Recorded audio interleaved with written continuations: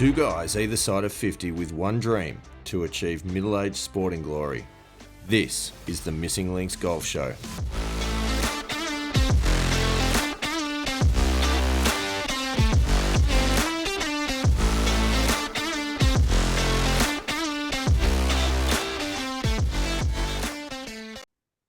Ladies and gentlemen, episode 9. I am quickly running out of fingers, but welcome to episode 9 of the Missing Links Golf Show. I'm Steve Hinks, and I am joined by the maestro of mentality, that is Andy Walker. So, Andy Walker, welcome to episode 9 of the Missing Links Golf Show. Good evening, Mr. Hinks. How are you today? I'm tops. It's great to be back. Episode 9. Look, I'm not sure that I'm the maestro of the mental game. I sort of feel this episode might expose a few cracks there. Well, and I think we might end up with maybe more questions than what we've got at the start, and we might answer. I'm okay with that. I'm totally okay. We might answer one or two, or maybe not. Maybe just might be more questions that we've got at the end of it. We might, and it's interesting actually that now I reflect on that intro, calling you the maestro of mentality, because it was the great man Sandy Wedge recently who said that you were hiding a mental fragility behind your silky ball striking. Yeah, I do remember that. Yeah, how are you feeling about that remark now? Oh, look, I think I've let my golf do the talking, and given, now it's back-to-back Masters wins, I think that can be put to bed, Yeah, well, I mean, you may say that, but about an hour ago, the great man Sandy Wedge put a post on his very own Facebook page. Did he really? He tagged the Missing Links Golf Show in it. Wow. I don't know if you've had a chance to read it yet. No, I've actually got it here in front of me. Okay. I'll be interested to hear what he's got to say. Yes. Is it a full public apology like we've requested? I think all will become apparent as I read this out, Andy Walker. But I'll read it out. As I say, literally an hour ago, this came on, and I've literally only just seen it before dialing into this recording. I think I used the word literally twice in the one sentence there, so my apologies to anyone that was keeping track. Anyway, Sandy Wedge says on his Facebook page, and look, if you don't follow Sandy on Facebook, I would actually recommend that you do. It's a bit of fun. Just look him up, Sandy Wedge, on Facebook. He's there's a photo of him there. I don't know how legitimate that photo is, if I can be perfectly honest. It looks like some kind of a dodgy guy in an overcoat with a camera. But anyway, I digress. Sandy says, and I quote, "Last weekend, the Missing Links Masters was played for 2023. I would like to offer my heartfelt congratulations to Andy Walker for becoming the first player in history to successfully defend the title and win the illustrious greenish jacket for the second year in a row. A truly remarkable achievement." I like where it's going. So that's the first paragraph. Yeah. He then goes on to say, "I would also like to formally address comments made on the Missing Links Golf Show regarding my pre-tournament player reviews." Again, Sandy's words, not mine. I'm reading this out. I hear an apology coming. He says, "All of my predictions were based on genuine, fact-based observations of the players involved, and I give my opinions with no fear or favor. Sometimes the truth hurts. Deal with it." Thoughts so far, Andy Walker? Yeah. Not quite going in the direction I thought I was going to go. Well, he then says, "As for the criticisms leveled at me regarding the inaccuracy of my predictions, I can say this. I correctly predicted that Mr. Trandin would finish third. That is a success rate of almost 17%. You show me a golf reporter with a better success rate for their pre-tournament reviews, and then I may consider an apology. Until then, I think it is you two gentlemen who owe me the apology. Love, Sandy Wedge." I mean, look, at the end of the day, there were 6 people who played. in the Masters. So to He get got one one right. out of to get 1 out of 6, I mean, a field of 100, if you get 17 right out of 100, then you sort of go, all right, that's decent.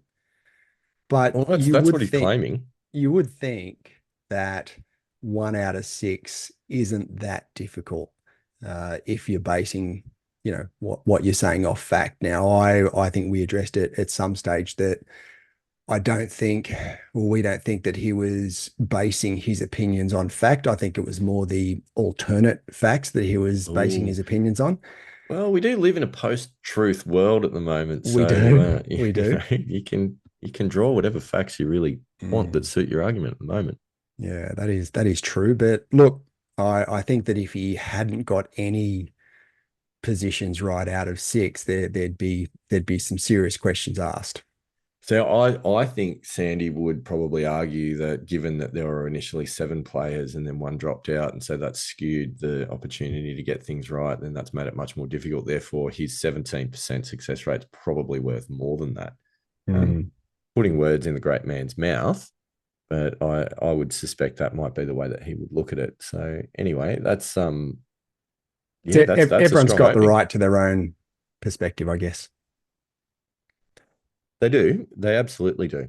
Um, so anyway, that's Sandy's update. And I think dwell on that. We can come back to that later in the Yeah. show if there's other remarks that you care to make on that, Andy Walker. I know that I've Oh hit you no, with look, that. I wish Sandy well. Good. I'm sure he'll appreciate that. I have no doubt this dialogue may continue over future episodes as well somehow. It's as I say, look, if you're not already following Sandy Wedge on Facebook, I'd thoroughly recommend you do. He's an opinionated man. Get involved, maybe drop him a message, maybe let him know what you think. Like if you're out there listening, maybe get on board with Sandy Wedge on Facebook and give give him your opinion. If you agree with him, Mm, give him a big thumbs up. If you agree with Andy Walker, maybe get stuck into him. But I mm. think only good can come from controversy on social media. Well, look, what they say, any news is good news. That's what they say, isn't it? Yeah, I'm not sure that it's true, but anyhow, look, there's a couple of other things that I do want to address.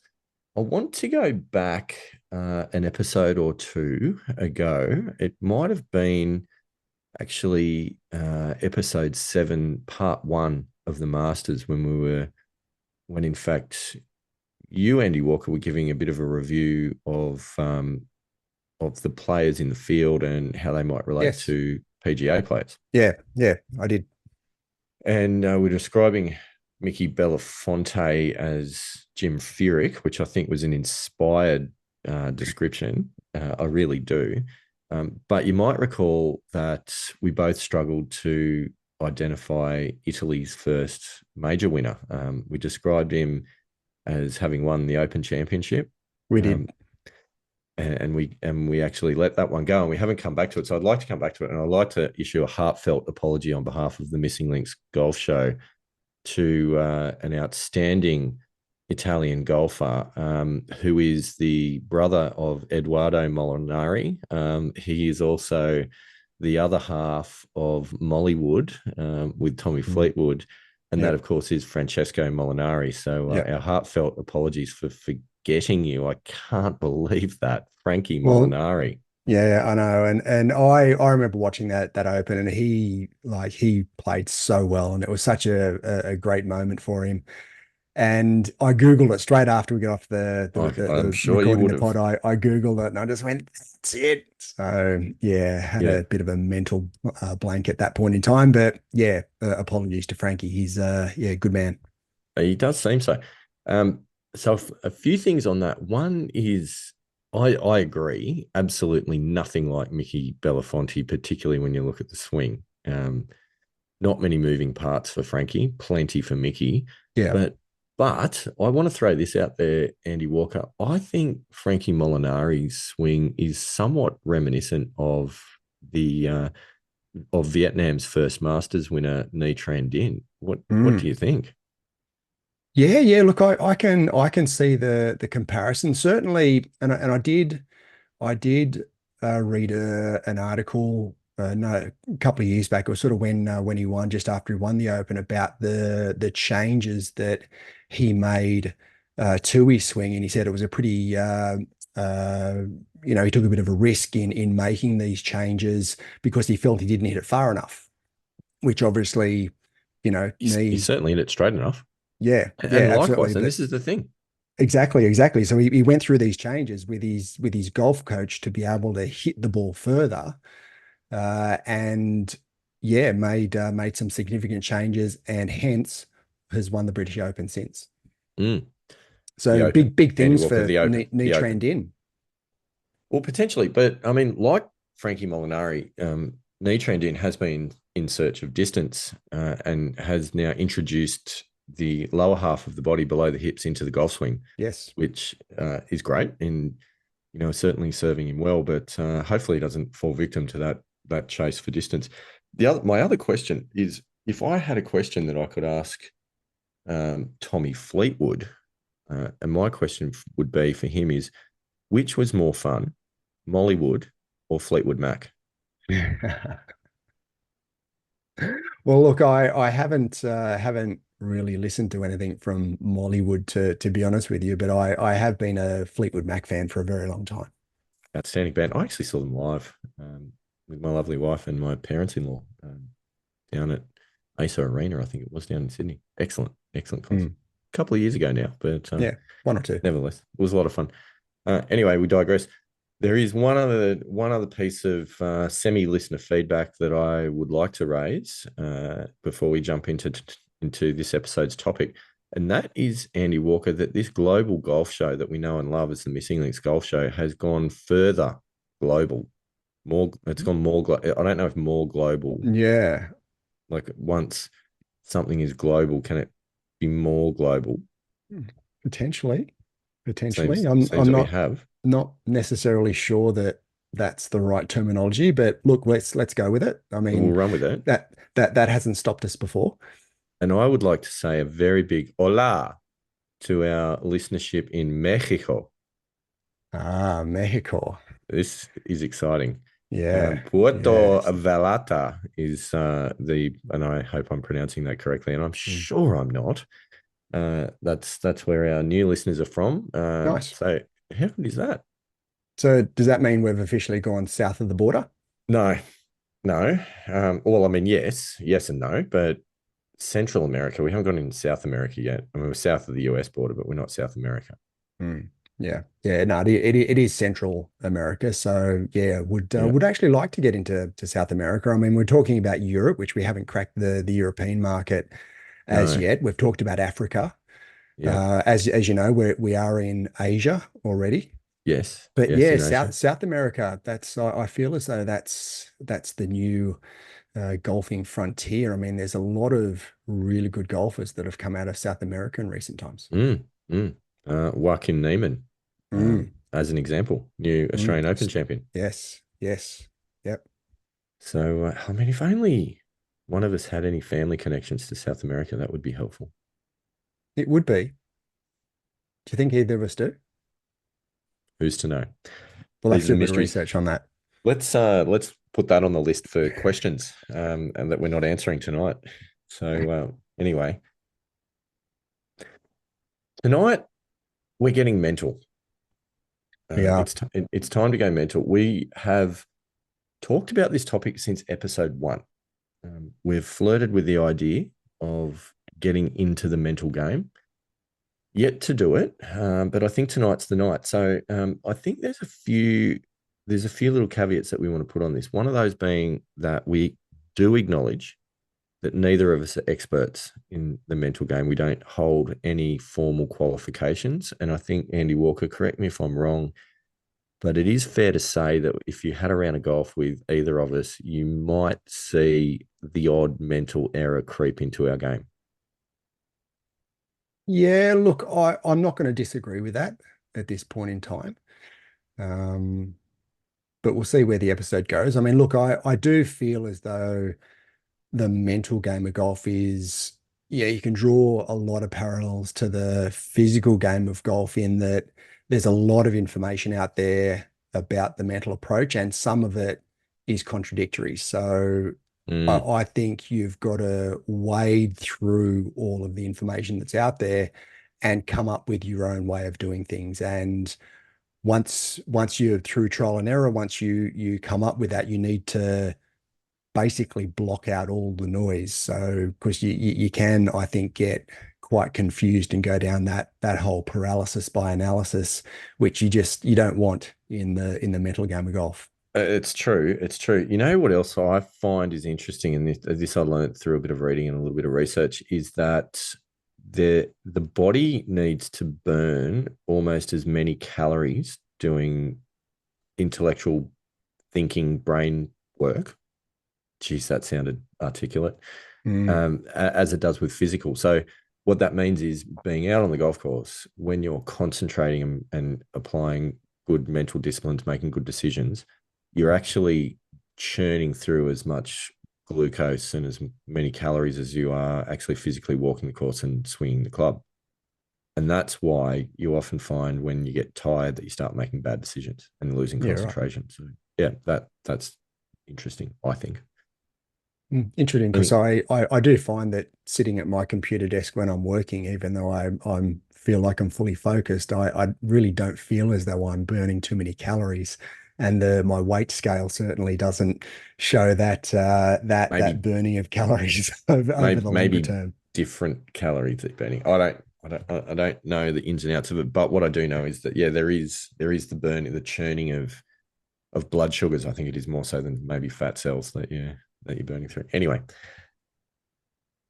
the other thing I think it's probably worth doing is before we get into some of the topics, is just talking about we've both done a lot of reading lately Yep. about the mental side of the game, obviously about the physical side of the game, and I thought maybe it might be worthwhile sharing, possibly like a top five mental golf books that we've read lately. So I don't know. Do you want to start? Do you want me to start? Yeah, look, I think that there's a couple of books, certainly in recent times, that I've found to be quite useful. Both of them by Dr. Bob Rotella. The first one, I haven't read a huge amount of it, probably only about 25% of it, which is Golf is Not a Game of Perfect. But the next one that Mm. I've actually listened to the audiobook all the way through, and now just making a start on the physical book, is Make Your Next Shot Your Best Shot. And Mm. I'm finding there's quite a lot of really good information in that book, which I'm giving some thought and trying to understand how I'm going to implement that into my game. So Dr. Bob, correct me if I'm wrong. I have read Golf is Not a Game of Perfect. It's also on my list on my top five. Good book. It's not my favorite. Probably comes in at about five. Yep. Correct me if I'm wrong, but he really is an advocate, Dave McClellan style, for short game, short game, short game. Yes. Yes. Yeah, he is. He is. And if I just let me go to one of his quotes that I highlighted. Because One of the he's also sorry, one of those guys that sort of goes club down on the tee. mm, Take the 3 wood, don't take the driver. Take a long iron, don't take the driver.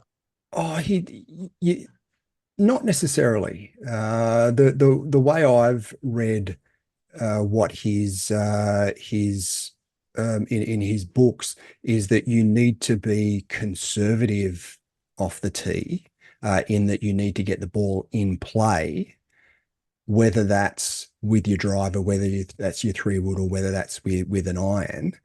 But I don't think he advocates to uh, take a club less, with on every tee. So I certainly think that he's of the opinion that if the driver's there to be used, to use it, but you need to be conservative in your game. Whereas I know that John Sermon talks about, and we'll come to John Sermon's book. He talks about hitting driver in the vast majority of instances. So there is a difference there. Yeah, yeah, and that's probably more what I'm talking about. I Mm, think that's the biggest shift between old school strategy and modern strategy. Is that old mm. school strategy often talked about being conservative off the tee to get the ball in play, Yep.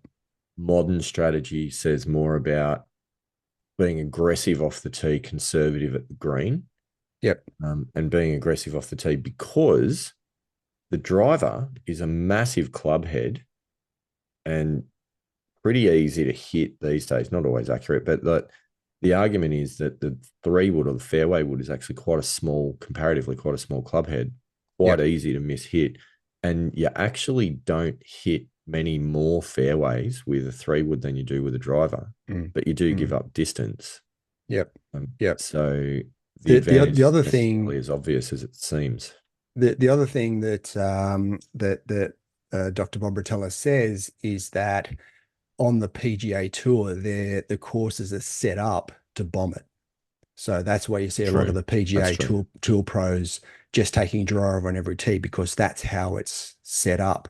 Whereas most club golfers, when they play a golf course, it's not set up like a PGA Tour event. It's you've still got the rough, you've still got a lot of a lot of the danger and a lot of your hazards within range of your tee shot. So he's talking about being conservative in the fact that club golfers, generally speaking, are playing a very different golf course to the way that the PGA Tour professionals have got the courses set up to play.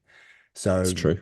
It's yeah, definitely true. what he's basically said is that the PGA Tour are after TV ratings, and TV ratings come from making birdies and eagles. So they set the golf courses up to be able to make birdies and eagles. So I would put it out there that golf membership would also be a big fan of birdies and eagles. So maybe golf clubs should think about promoting birdies and eagles with course setup. Yeah, look, I don't disagree with that. I don't disagree with that, but also I don't. I mean, I'm a bit of a traditionalist, so I don't necessarily think that uh, doing away with all rough and trees and hazards is the best way to go. I think I grew up with strategy, and obviously having grown up around and watching the likes of Jack Nicklaus play and Nick Faldo play and these guys that were great strategists. That's how I've Yeah, yeah, learned to yeah, play the game yeah. and appreciate the game. Whereas I'm not a fan of just bombing it down the Bomb and fairway. gouge. I mean, I really like watching the US Open and the US PGA and those events where you've got a decent amount of rough and players who try and bomb it and overpower the course, obviously except for Bryson DeChambeau in 2020, um, don't necessarily do the best. So yeah, I quite like seeing that strategy. And he does talk about Tiger Woods, that Tiger Woods is more of a Jack Nicklaus type of strategy player Mm, than the likes of, say, Bryson DeChambeau and Brooks Koepka and a lot of the more modern players who were mm. more in the Rory. likeness of Arnold Palmer, who tried to, he had a very much a power game. Yeah, outmuscle the course.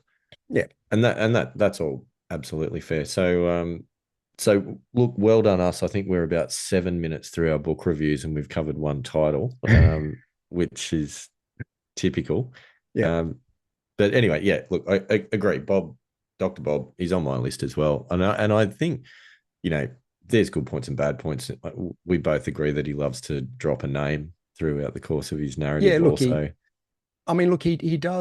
he has worked with a lot of great golfers, Yeah. and part of the storytelling that he indulges in his book does mention a lot of those great professional golfers. So, look, I mean, give the guy credit. He has actually He's achieved a lot and has worked with a lot of those great players. Yeah, without a doubt. Without a doubt. Mm. As I say, he's on both of our top fives. Yep. What else you got? Um, Look, there's a book that I really like that's not specifically a golfing book. It does have golfing references in there, but it's a book called Talent is Overrated. Oh, isn't it though? Yeah, look, I think that and as but by a guy by the name of Jeff Colvin, and he talks about the difference between innate talent and hard work. Mm, And he basically comes from the opinion that and the perspective that what may seem to be innate talent is nothing but basically immersing your life in a given uh, given endeavor to a point where you're a master at it. And then people, once you're a master at it, people look back and go, "Oh, they've got so much talent." It's the old overnight success takes decades to Correct. achieve types. Correct. I do like this thinking. As we move into the topic, this is something that's going to come up when we talk about growth mindsets. So I think we'll definitely come back to that. I 100% agree. Um, Another So one I've that's three. that So that let's yeah, yep. let's come to you. Just go throw us a couple of titles that you quite enjoy. Yeah, so there's one which I'm going to start at my number one, and the book that I truly think has had the biggest impact for me personally, the one that I've learnt the most about, or learnt the most from, and two, if I was going to recommend to anyone, read this book because I think it will genuinely help your golf. Yep. Then it would be this one, and that is The Four Foundations of Golf by our friend Yeah. John Sherman, Yeah. um, Great which book. I know is on your list, Yeah, and definitely in my top five. that's absolutely the one that deals with awareness. So awareness of the golf course, awareness of where the hazards are, the opportunities are, awareness of your own game, and your own shapes and your own preferences. Then expectation setting, and that's not just for the round, but that's more for each shot and understanding. I think the line that I really like that he uses is that he talks about when he's got his driver in his hand, he's standing on the tee box, and he understands that he's not standing there with a sniper rifle, but he's standing there with a shotgun, which has got a much Yeah. wider dispersion pattern, Yep. and trying to aim the center of that dispersion pattern so that the majority of that dispersion pattern actually lands safely, Mm. not aiming the sniper rifle at the specific point that you want to hit. Yep. And when it comes to course management, that mindset shift is enormous. Mm. The other thing that he talks about then is acceptance. So once the Yep. shot's played, accepting that it is within your range of normal shots. So you can let that go, move on, learn the lessons that you need to, and go and repeat the process. So Yeah. I think there's a huge amount in that. And I've paraphrased his book into about 3 sentences, but Mm. it's a really, really good understanding of how to set yourself up to be emotionally stable throughout the round and actually get the Yeah. most out of your game. Yep. So I think it's a Yeah. really good book. Look, yeah, and I've read that book as well, and as I said, it's in my top five. I think it's an excellent book for those people who just want to understand themselves a little bit better and understand where they should be focusing on their game and the approach that they should have around a golf course. He certainly talks about, the average golfer, and you mentioned the expectation around the average golfer, and that most golfers, the most average golfers, will land short of the green in their approach shots. And that's because Yeah, most golfers mishit their shots. Whereas that's if right. they take the club to land on the back of the green, if you mishit your shot, you are still going to end up on the front half. And Yeah, that to me makes so much huge, sense. huge, but it's a huge difference. And I've started doing that since reading it. And it was interesting because without going down this rabbit hole, but I was looking earlier today, I was looking at my strokes gain stats for approach shots. And I've actually, whilst I haven't, as we have well documented, cracked into the single digits because I've missed a few free swing opportunities with Mm. non-flag round. But what I have done is actually brought my approach shot strokes gained down by about 2.5 shots. Oh, wow. Yeah, over recent times, which is pretty much by doing exactly what you just mentioned, and that's taking the back of the green yardage Yep. for club selection, regardless of where the pin is. Yep.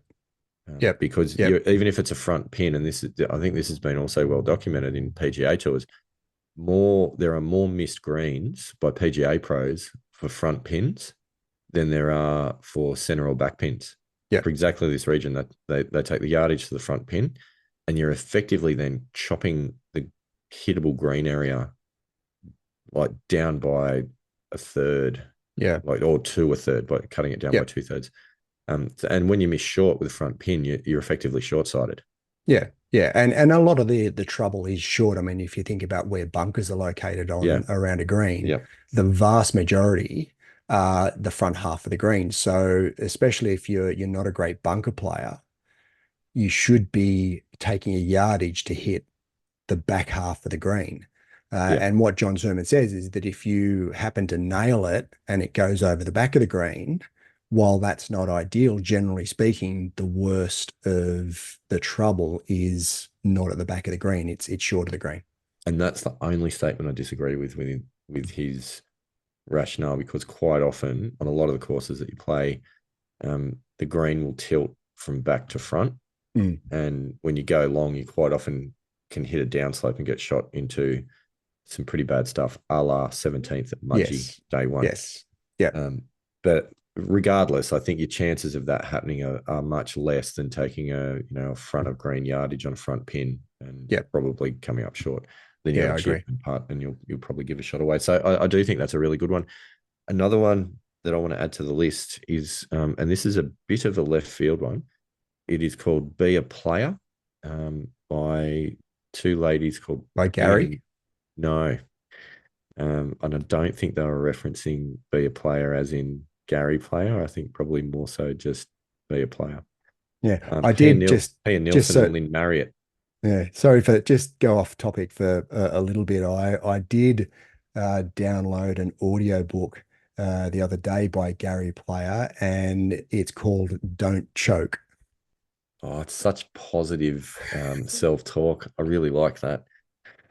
We'll cover this, I'm sure, tonight I haven't because listened to it, but I saw yeah, it there, and I yeah, just went, "Oh, I've got to do that. I've got to listen to that just to see yeah, what it has to say." yeah. Just don't diamond. I think you could have called it. Yeah, yeah, yeah, But don't choke. Like the funny thing with the mental game is the brain can't process negative qualifiers in statements. So what the brain actually hears when you say don't choke, the brain hears choke. yeah, yeah. It leaves out the don't, Yes, and because it can't process negative qualifiers. So it's like yeah, when you say don't go in the water, don't go in the trees, you yeah, will yeah. like Don't you will don't miss it. yeah. Yeah. So yeah, Gary, super work. Yeah, Yeah, friend of the Missing Links Golf Show, of course, Gary Player, but probably got a little bit of work to do with the yeah, mental game. yeah, yeah, So look, I think what we'll do, rather than going through all of these books, there's a few others that we got to mention. What we might actually do is throw them in the show notes and pop them on the Facebook page. And might just do a bit of a post every other day on the Missing Links Golf Show Facebook page with yeah, links to these books, because I do think there's so much out there, and these are yeah. ones There that is. we've read. So you don't have to go into it thinking, oh, I don't know if it's any good. We've read it. We think it's good. Gets our stamp of approval. Mm, If you got any faith at all in our opinion, then go for it. If you don't, then well, you know what? Have a chat with Sandy Wedge. mm. Um, But look, I mean, I think that it's also if you have read any great books that we haven't covered, 100%. put them on the Facebook page because it's something that we're always interested in looking at new material and new ways of approaching the game. So yeah, put it on the Facebook group and yeah, we'll have a look at it. This might spawn a spin-off podcast called the Missing Links Book Club. But anyway, look, let's have a chat about some mental stuff. So there's a couple of topics that I do want to talk about because these are ones that I feel like I do have a little bit to offer on in my career side of things, having studied a master's of business management. Part of that included workplace psychology, Yep. organizational psychology. Very, very transferable topics to sporting psychology. So there are a couple of topics, and the first one that I want to talk about, Andy Walker, is self perception. Mm, I, big. I Yeah. I've learned a lot about this actually in my own games, because when I was at around about the mid to high teens handicap, and I was sitting there for a while. I think we talked about in the very first episode the devilishly handsome PE teacher, colleague of mine that forced this sort of journey of self discovery. And the first step was stop thinking of myself as a 15 or 17 Mm, handicapper and stop putting that label. We do it all the time as golfers. when you say to someone, you meet someone, could be at a dinner party, could be at work, could be whatever, and they'll go, oh, oh, you're a golfer. What's your handicap? You go, oh, I'm an 18, or I'm a 10, or I'm a 5, or I'm a whatever. You're plonking a label right on yourself there. And there's a Yeah. great quote. There's a great quote which it's I'm not sure who said it because it has been attributed to a number of different people. But it goes, you can never be better than you believe you are. And there's another one which Henry Ford said, you know, Henry Ford, I drive a Ford, irrelevant topic, but there you go. There's a segue. His quote was, whether you think you can or think you can't, you're right. Yeah. And look, I'm a massive fan of that quote.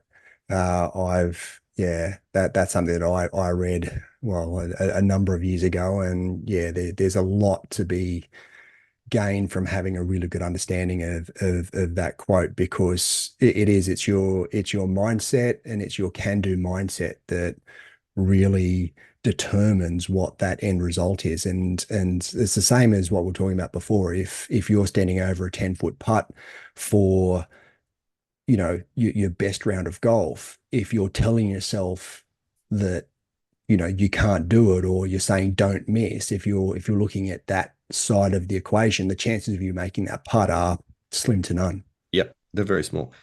However, or in addition, however, um, thoughts are just that. Thoughts are just thoughts. This is actually something in another one of the books. It's called The Three Principles of Outstanding Golf by Sam Jarman. He talks about the like the nature of thought, and there are things that happen. Your thinking applies either a good or a bad lens to it, but your thoughts are just thoughts. So to that point of standing over a shot, when you go, oh, I'm short sighted. I've got to chip over the bunker onto a green. You stand over the ball. Oh, don't fat it into the bunker. Just because you thought that doesn't mean it's going to happen, unless you choose to believe the thought, in which point it absolutely will happen. And a good Wow. anti, Okay. yeah, it's a bit of an inception double layer, but Yeah. but it's a Yeah. thing. Whereas if you stand over it and you have the thought going, don't fat it into a bunker, if you can kind of mentally step back from that and go, it's just a thought, let it wash over, let it pass. And the antidote is also, there's a possibility I could sink it. And that just frees you up. But if you have the thought and you go, oh my God, I've had a negative thought, don't have negative thoughts. Negative thoughts are bad. And now you're cursing yourself for having had a negative thought in the first place. Like it's a bit of a double jeopardy that comes in. So Yeah. it's Yeah. actually I understand what he means, but I don't know. To me, it's a little bit of semantics. it's not with the way the brain works, because if you try and shut out a negative thought and replace it with positive thoughts at the worst possible time, the negative thought will sneak back in. And that will be as in transition in the shot, and that negative thought will go, hi, here I am, don't fat it in the bunker. And you do.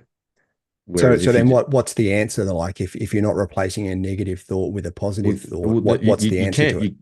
you can replace it with a positive thought, but it's not to try and banish it. The reality is to understand, you go, it's just a thought. We have thoughts all the time. Just because I've thought it doesn't make it true. I can think that, and I can also think that I might hit a great shot. That's just as possible as fatting it. So you just almost hosing it down rather than trying to push it aside into a corner. Yeah, I'm not convinced, but Give it a look, go. let's go with it.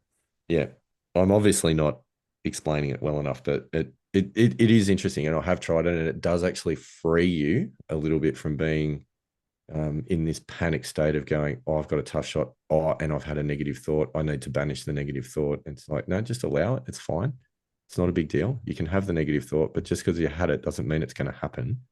You can let it go, and you can also have a positive thought, and that's also equally as possible of happening. And remembering, with the expectation setting that we talked about before from John Sherman, all of these things are possible, and they're Yeah, possible just I because mean, they're possible. the question is that if you're standing over a 3-foot putt for your best round ever, or a 10-foot putt, or chipping over a bunker, Is that what you want to have going through your mind? That conversation? It's better than fixating on don't think about don't missing it, don't miss it, and don't think about don't missing it. You know, getting super tense. You just, the purpose is that you're trying to relax. Mm. And then when you relax, you're allowing your athleticism to come through. Anyway, I feel like we're getting slightly off topic. Slightly. um, Couldn't but foresee this happening at all. no. And it's part of the point because obviously, raising questions. So on this, if you are listening and you're a sports psychologist listening to our conversation, going, seriously, guys, We need to be seriously, sorted out, man. back away from the microphone. Yeah. A, you've got a point, but B, please help us. Yep. We clearly need help. But anyway, self perception it's definitely a big thing, and I think if you can have a like a self view that is not limiting, Yeah. then that's a good thing. Yeah. And Which is look, I kind of certainly think that having the belief that, whether it be a single figure mark or a scratch marker, having the belief that you can, even though right now that's not where your game is, that's a good positive mindset to have. yeah, which is a good segue because the next kind of mini topic that I wanted to raise is about growth mindset versus Mm. fixed mindset. Yep. So this is an interesting one. I talk about this at work quite a bit because it's very important. So hey, you know what? Bonus here. We're not just talking about golf. This is life development. You can take this to work. You can take it into relationships if you want to. Yeah. So mindset. So a definition of a mindset, I think, is not a bad place to start. And what is a mindset? So I'm not going to do a quiz, Andy Walker. You can relax. But a mindset, and it's good to understand it, is a series of beliefs or self perceptions that people hold about themselves. So Mm. that's a definition. A fixed mindset, which is where, well, essentially the definition of that is someone that believes that intelligence, talent, or other qualities are innate and unchangeable. That if you're not good at something, you typically think you will never be good at it. Conversely, those people who are good at things, you just think that it's a God-given ability, Yep. which is what you were talking about before. Yeah. Well, that comes back to that book, Talent is Overrated. Exactly right. Versus a growth mindset, which is a space where people believe that their most basic abilities can be developed through dedication and hard work. And again, it's exactly what you're talking about. So, um, brains, talent, abilities, just the starting point, but that love of learning and resilience is essential for great Yep. achievement. There's a psychologist by the name of Carol Dweck who wrote quite a thesis on this back in 2015. Check it out. It's all online. Google Scholar if you're interested. But super important when it comes to golf because again, a link to that self-perception piece. If you're thinking about yourself as limited, I'm a high handicapper, I'm a slicer, that's just what I do. Yep. Hef, looking at you, I come over the top. If that's the way you see yourself, it's never going to change. But if Correct. you've got that growth mindset that you go, you know what, at the moment, this is where I'm at.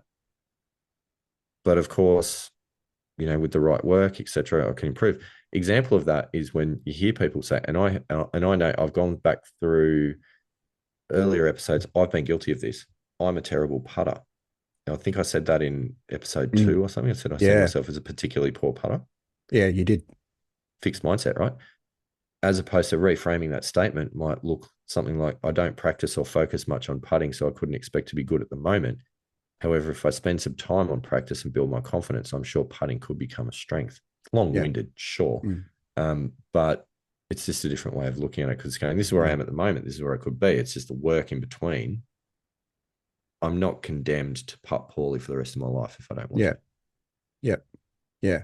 Look, and there's a couple of things that I'd like to bring up, and there's another podcast that I listen to called The Mindset Mentor, a guy by the name of Rob Dole Jr.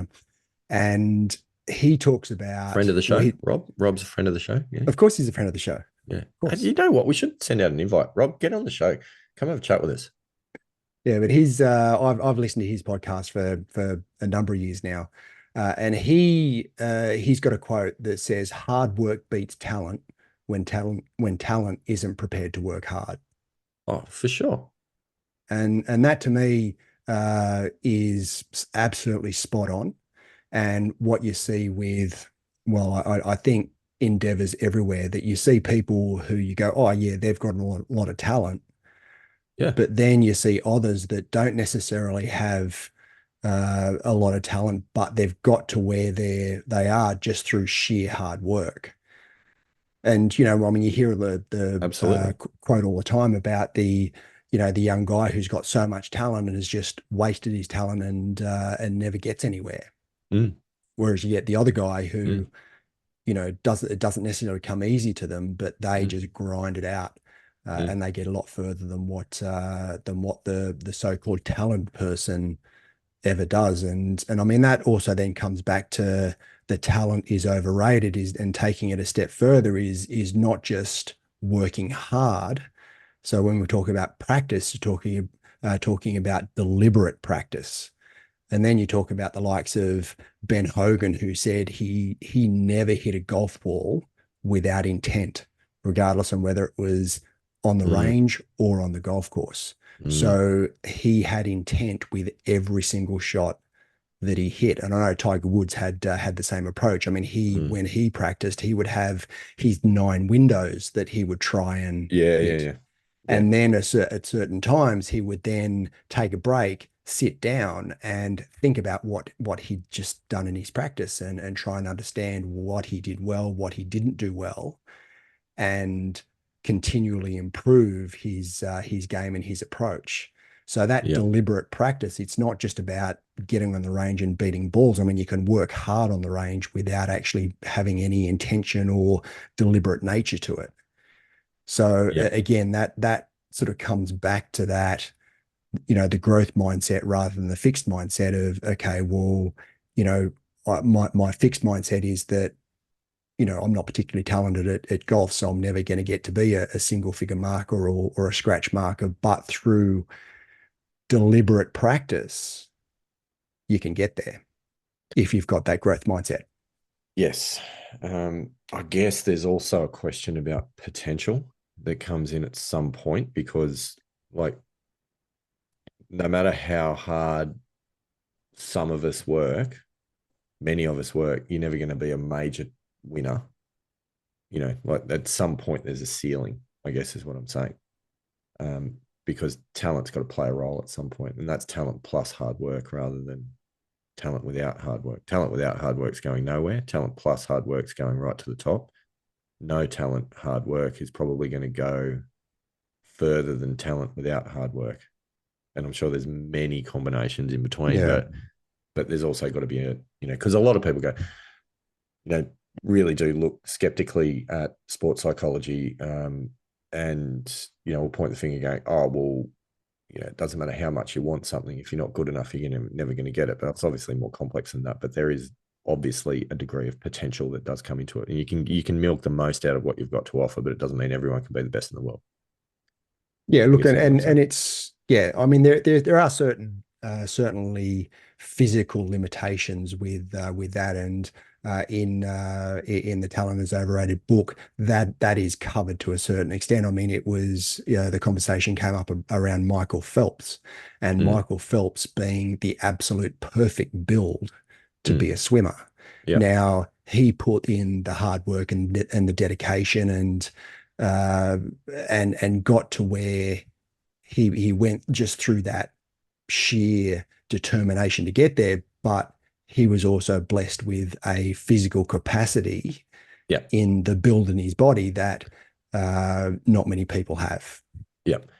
And that's the secret to success for the all-time greats. For the person that wants to win the club championship, you know, if you're interested in the game, you've grown up playing it, you've got a certain amount of skills, you can make a par on any given hole.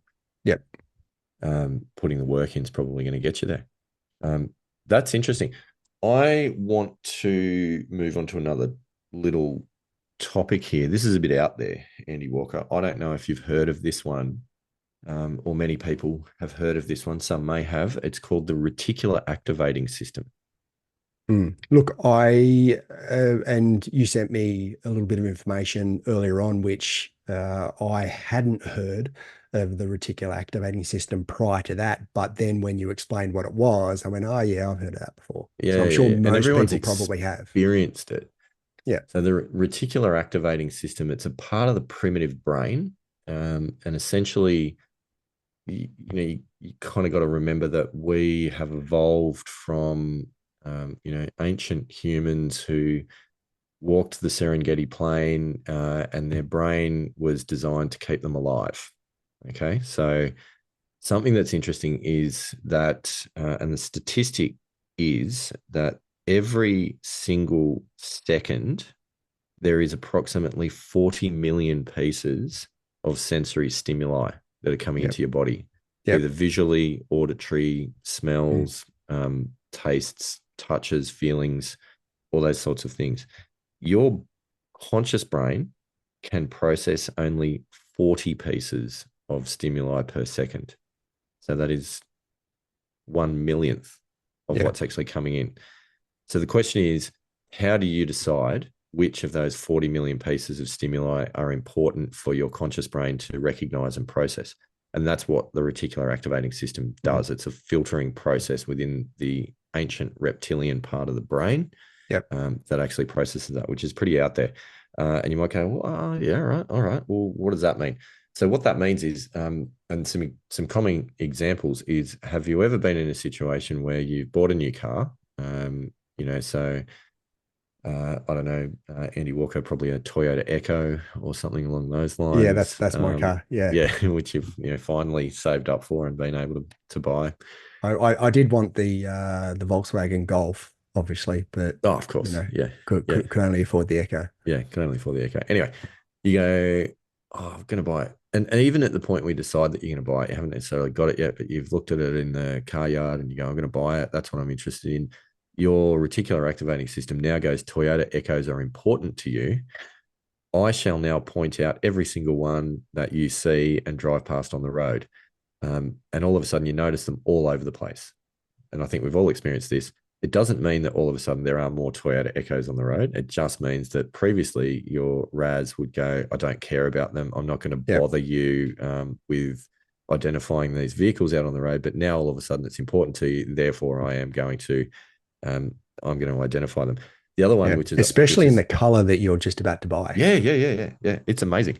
The other one, which happens, sometimes you might have experienced this, is you might be at a party, or a function, something like that, or in a bar, whatever. Not that we go to bars anymore. Um, and it's loud and there's a lot of white noise, and you can't hear the conversations that are going. You barely hear the conversation that you're in. I know I struggle with that sometimes. Yep. But someone on the other side of the room will say your name, Yep. and you hear it as clear as a bell. Now, the amazing thing is that what you don't realize is that your subconscious brain has been pulling in all of that data, and you think it's white noise, but that's because your RAS is blocking it because it doesn't think Yep. it's important. But as soon as it Mm. hears your name, it goes, well, hang on a minute, Andy Walker. I just heard Andy Walker over there. You need to Yep. pay attention to this. Mm. It's Yep. wild. It's absolutely wild. But it's a thing. So the reason that it's relevant is because your RAS plays tricks on your mind all the time on the golf course, all the time, and it will pinpoint hazards.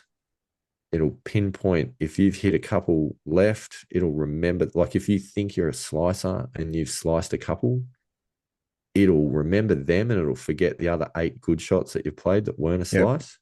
It'll selectively identify things, to either reinforce your self view or to sabotage you. And it's responsible for pointing out the bunker in front of you when you're trying to Mhm. short side chip over the bunker onto the green. That's your RAS Mm. going, hey, So hey, there's a bunker there. yeah, so what you're saying is when you're warming up and you're on the practice range and you've just smoked 6 or 7 drives in a row and you get on the first tee and it's tree line down the left and water on the right and you're going, oh, hang on a minute. Yeah, And yeah, the chances of you hitting the fairway from there, you put your driver away and pull out your 3-iron to try and hit the fairway. Is that what you're talking about? it could be that. It could be that. It could be that. You've experienced that, I think, Andy Walker. No, Um, no. So, look, the trick with this, and I would encourage people to do a bit of a Google search on it, read up on it, think about how it maybe plays a part. But the more that you can, because you can reprogram it, like in the same way as buying a car or program it for buying a car. If you start to think about positive things, then you can actually program it into positive things and look for opportunities and those sorts of things. So it's one to be aware of. And that it also leads into the next one, which is called locus of control. You might have heard this in other ways, but the locus of control is the degree to which you believe that your success or failure is is a result of your actions. That's an internal locus versus an Yeah. external locus is you believe that your success or failure is the result of external factors and things beyond your control. Yeah. And that's an interesting one. And that is why you generally hear sports people, golfers as well, at the end of a game or the end of a round, they'll always talk about the things that were in their control. And they'll very rarely, start saying, oh, it was just too hard out there. It was too windy. It was too this. It was too that. The other guy was too good. Yeah. You don't go into that victimology. You stay in control of your own destiny. So there are a few interesting points, Andy Walker. What are your thoughts? Well, there's a lot there. I mean, certainly that last point of you always tend to remember, the three putt that you've had, or oh Yeah, yeah, I had four three putts and that cost me, but you don't take into consideration that you've also, binned a couple of 30 footers, or you might have had the chip that's gone across the green and slammed into the pin and ended yeah, up a foot from the hole. So I certainly understand that perspective, and that's very relevant to the way that the vast majority of people look at their game, and you hear the pros talk about it all the time. They'll say, oh, I feel as though I left so many shots out there on the golf course yeah, yeah. without actually going, well, hang on a minute, you actually saved on a number of holes. You saved what was a pretty ordinary situation. You've come out of it, with a par or birdie. Mm, yeah. This is it's actually talked about quite a bit in the book that I was talking about called Be a Player by Pia Nielsen and Lynn Marriott. And one of the things that they do is, I think we're all familiar with the think box, play box mentality, where Yeah. think box, you're standing behind the ball. That's where you're doing your analysis. Wind's going this way, the lie's going that way. It's uphill, it's downhill. Whatever. This is the shot I need to play. This is the club I Mm. need. You do all your analysis, and then as you get over the ball, you step into the play box, and that's where you stop thinking about all that, and you're just focusing on hitting the ball and executing your swing. So, What but they being reactive or athletic or athletic, yeah, as which I yeah, think the phrase, yeah. What these guys then talk about is after that is actually creating a memory box and processing what happened and trying to like actively remember the good stuff when that happens.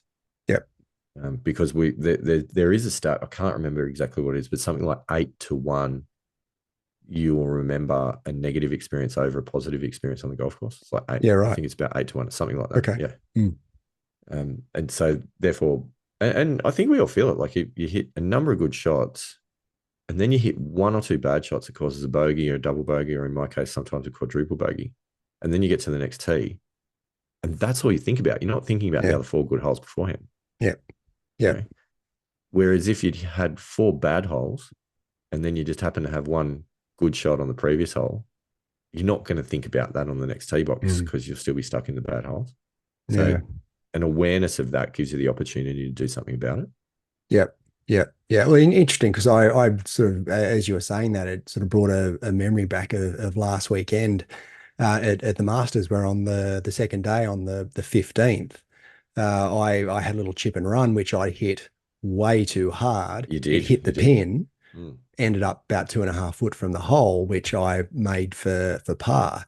Then on 16, as we talked about, I Yeah, leaked a drive into the hazard where I didn't know the hazard. And I've been thinking all week, when I've been thinking about what happened on the weekend, I was just like, oh, that was such bad luck. And I didn't, because I didn't know it was there. I didn't really know the course. If I had known the course, I potentially could have hit away from the hazard and taken a better line. But at no stage had I thought about the 15th, where I hit the flag almost Yeah, dead center, and yeah, it would have been what 15 foot past the hole if easily. yeah, if it hadn't hit the flag. Yeah. So yeah, that's exactly what you're talking about. It is, and we do it all the time. And the thing is, when you become aware of it, you can actually flip it during a round. And you can consciously flip it and go, in the next round that I play, I'm going to focus on remembering and really highlighting either the things that go my way or good shots that I've played. And it's understanding what constitutes a good shot as well. I think we talked about that last episode, is that it doesn't have to be piped up the fairway, but like a drive that's in play and you've got a shot at the green. It's a good Mm. drive. Yeah. So yeah, there's quite a bit there. The other thing that it's the John Sherman method, which is kind of what we're talking about. That's that awareness, planning a shot, expectations of like realistically how likely am I to get it within a certain radius, and then just accepting the result, learn Yeah. the lessons, but let the kind of the analysis and the picking it apart for improvement happen after the round, not during the round. Yep. I'm horrendously guilty of not doing that. Like you Yeah. you try Yeah. and make swing changes on the course rather than just swing your swing and then worry about it later. Yeah, but it's part of that. Yeah, that staying in the moment. I mean, there's a couple of things I think that you need to be aware of. Firstly, it's that if you're having a good round and you're starting to on your scorecard starting to go, oh, I could shoot 75 today, Oh, or absolutely. that's the Yeah, worst thing yeah. that you can do is trying to figure out what you're going to shoot on the Yeah. 13th, 14th, 15th hole. I mean that's just going to lead you down the wrong path, and you're going to end up making a mistake at some point. So I I don't know if you remember this. When I was trying to break 80 for the first time, and we had Was a that at few Nelson Bay? conversations. Yeah, yeah, yeah, yeah. It's exactly that. And we had a few conversations about it because I've been trying to do it for a little while, and Yeah. we're at Nelson Bay for everyone listening. I was having a good round, and I I think I could have, with 3 holes to play, if I made one par and two bogeys, I would have broken 80, I think was Yep. what it looked like. And then I started thinking about that, and I started thinking about making two bogeys and one par, and Yep. started thinking about shooting 79. Yep. And I made a double and then a bogey and then another bogey or a double or something, I think it was. And I shot about an 80, 82 maybe. Yeah. Um, and so that was quite disappointing, to be Yeah. honest. It Yeah. was a good round of golf. It Mm. won the comp that day, but it was disappointing. So then, not that long after that, when I don't know, actually it was that long. It was probably about 8 months after that when I had the next opportunity, and I was getting to a very similar stage with about probably 4 holes to play, and started and realized that it was on. I did two things. One, I really tried to stay in the moment, think about the process of every shot. But the other thing that I actually did is I said, I don't want to think about breaking 80. Actually, what I'm going to do today is try and break 75, Yep. and shifted the target lower. Mm. And I ended up shooting 76. I Yep. missed the 75, Mm. but shot a 76 and Yep. obviously easily broke 80. So it was that was a real lesson, because then once you get through that barrier, you don't really think about it anymore. So it's not a thing like it Yeah. is the first time you do it, Yeah. which eases the pressure, so you don't freak out quite so much. Mm. But that honestly, that's one of the questions that I've got for us. If anyone is listening, and I think we'd like to talk to a professional in this space, is about really, like, I think we all understand the concept of process versus outcome thinking to Mm. stay in the moment, but it is so hard. Mm. See, the second part of that as well, and where I've struggled at times, and I'm sure that there's a lot of people in the same boat, is we all lead busy lives. We've all got stuff on in our lives, and being able to compartmentalize that before you go out in the golf course. So you're not thinking about what you've got to do tomorrow, what you've got to do next week, what's going on Yeah. with your work or Yeah. business. Yep. The Yep. kids haven't been that great, so I've got to have a conversation with them when at some stage when I get home.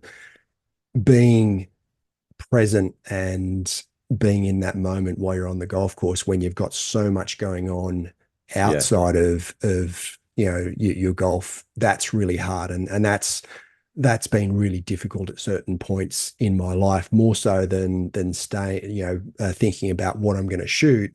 It's more so being able to separate what's going on outside of my life so that I can fully focus when I'm on the golf course. 100%. I mean, that even comes down to um, days when you're struggling a little bit mentally. You might still be playing well, but if you're not really solid mentally, the conduct of other groups on the golf course, or even the conduct of your playing partners, Yep. um, that can get in your head, Yeah, for sure. and that can do even the same sort of thing that you're talking about. Or you stupidly between holes check your phone, and there's a text message from somebody that Yeah. gets your goat. Um, Yep. that can derail. So I think there's so many, and a game of golf lasts a long time, and the concentration required to play a good round of golf and stay strong mentally, it lasts for a long time. It's very, very Yeah. difficult. Yeah. So the strategies, I guess, we're calling out for help on those strategies Yeah, for and sure. some of those techniques and things to do. Mm. Um, yeah, that's a big one. Another one, Andy Walker, is the importance of self talk, and how you can control the self talk. I know we've talked a little Yeah, bit that's about that big. already, Yeah.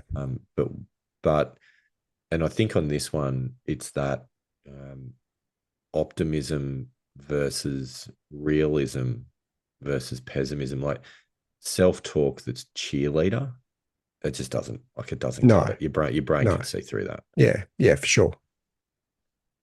So that's a big one. Um, yeah, I think there's some big topics. So Yeah, and look, I'm and I mean that's something that and again, not being an expert, but I'm trying to have conversations with my 10-year-old son about how you talk to yourself and how that's going to play a massive part in your life. If you can tell yourself, if you're kind to yourself and if you look at the good things that are going in your life and be grateful for what's going in your life rather than always looking at the bad side, that's something that I think stands you in good stead to be able to be positive and be able to deal with a lot of the challenges that come up in life and be resilient to get through those challenges. absolutely. It's good advice. That's very good advice. He's a lucky boy, that one, getting such mentoring from, you From know, the maestro. from the maestro of mentality himself. Um, Look, there's a lot to think about. I think we're mindful that we've ticked over the hour here on Mm. this episode, and we could probably talk for another hour Yeah. comfortably. So we might come back to this topic on another Yeah. episode. But Yeah. There um, is one more thing that I'd like to mention if I can, and that's when you're over the ball, when you're in that sort of moment where you're just about to take the golf club away throughout your swing, what's your thought process? Where's your mind? Because I've now read a couple of different perspectives on this, and mm, one of them came from Dr. Bob Rotella in that he talked about Bobby Jones, in that he was taught not to have any swing thoughts at all, like to have a quiet mind. can't do it. Whereas, You've whereas, watched Ghostbusters, okay? You know where I'm going with this. yeah, yeah, The Stay Puffed Man. yeah, Clear your mind. Don't think of anything. You can't do it. Like yeah, honestly, yeah, and this is the thing with meditation. Like if you can keep your mind honestly quiet and empty, you're a better man than I am. yeah, yeah. I can't see how that would work because I've always been taught, and what's worked for me is to have, well, ideally one, maximum of two swing thoughts. Now, I've heard Jack Nicklaus talk about he used to go to the movies when before every shot, and I believe Tiger Woods does the same thing. Is that he has a picture of the shot in his mind. He's Yeah, not necessarily have it. He doesn't have any swing thoughts or swing keys, but he yeah, has a picture of the shot and he's then going into athletic mode as yeah, he's yeah, yeah, making yeah. the swing, Yeah. allowing his body the freedom to be able to make the swing that is required for the shot that he's got in his mind. I've also heard that, and one of the things with that is that apparently, the more specific you can get with the shot shape that's required, and the more creative that you can get with what needs to happen, Mm. the more you help the athletic body self-organize to execute that. Which is why Yeah. it's funny, like you quite often will play your best golf shots when they're miraculous recovery shots, because you've got to do this absolutely specific thing Yeah. rather than playing a shot from the middle of the fairway with the whole green in front of you. Yeah. Yeah. So Yeah. it's that kind of thinking. So having Yeah. that really clear visual of what you've got to do. Yeah, yeah. So I mean, there are three basic different approaches there to standing over the ball. One, having a quiet mind, having nothing in your mind. Two, having a couple of small one or two swing thoughts, and three, having a picture of the shot that you want. So I mean, I've always gone with the 1 to 2 swing thoughts as I'm standing over the ball. So And are they that's feel thoughts or technical thoughts? a little bit of both. A little bit of Right. both. I know that they come from what I've been practicing on the range and from a technical perspective, but it's something that I'm trying to feel my body do throughout the swing. It's just like it's usually one. I try and limit it to one, but sometimes it's two. Just a feel of where I want. Like for instance, at the moment it's my left shoulder and making a full shoulder turn.